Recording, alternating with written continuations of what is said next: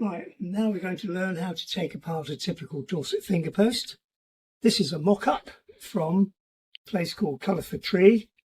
You know exactly where you are in Dorset because of the grid reference underneath. Colourford Tree, by the way, is a Neolithic burial ground. Place. Dismantling. Suggest you remove the fingers first. Makes the whole job a lot easier and lighter. Removal of the roundel is simply to unscrew the grub screw there, and that will reveal this this ring bolt, which you will need a very large pair of Stilsons to undo. For the mock-up, it's only hand tight. So we'll undo that, and then we'll take off the top collar and the brackets, which should, on a good day, all slide apart. 1, 2, 3, and 4 items. That will reveal the inner spindle, which can be released from the post with a couple of bolts underneath. I'll talk about that later.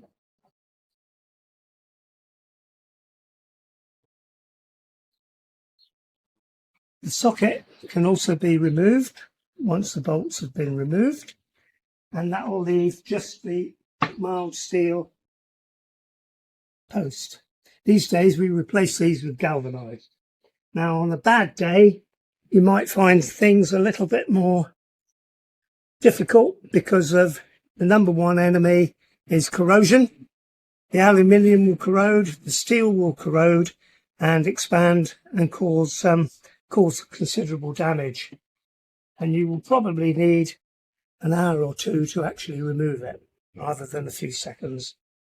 The other thing you'll note is that very often the brackets are broken. Don't worry, we can weld them back together. So that's it in a nutshell. Quite straightforward on a good day.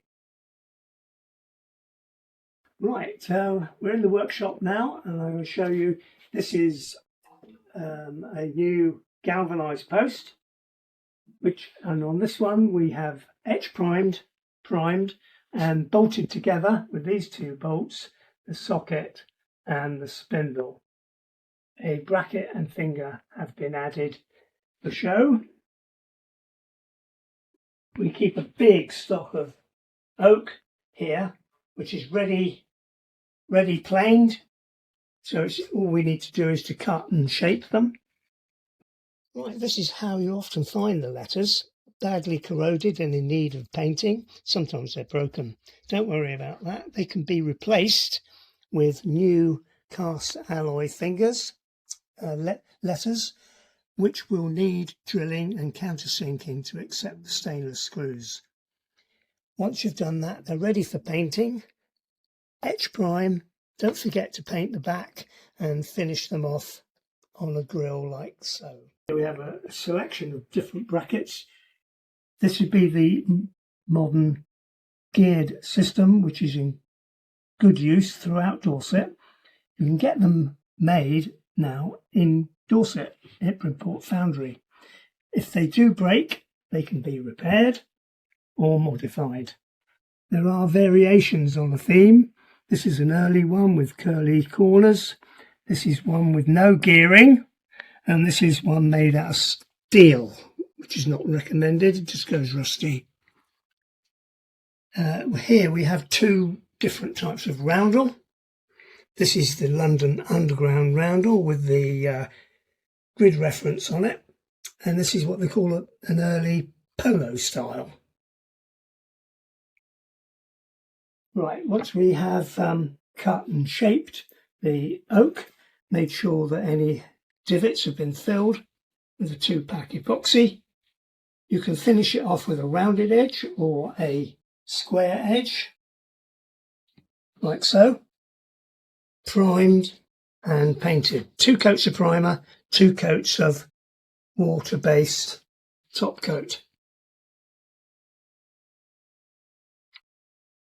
An example here of a finished finger, but you'll notice a very different bracket system. These are brass brackets and are usually fitted to very early Dorset Fingerposts and are held onto a imperial 4-inch post. There are still a few of these around in Dorset and worth preserving.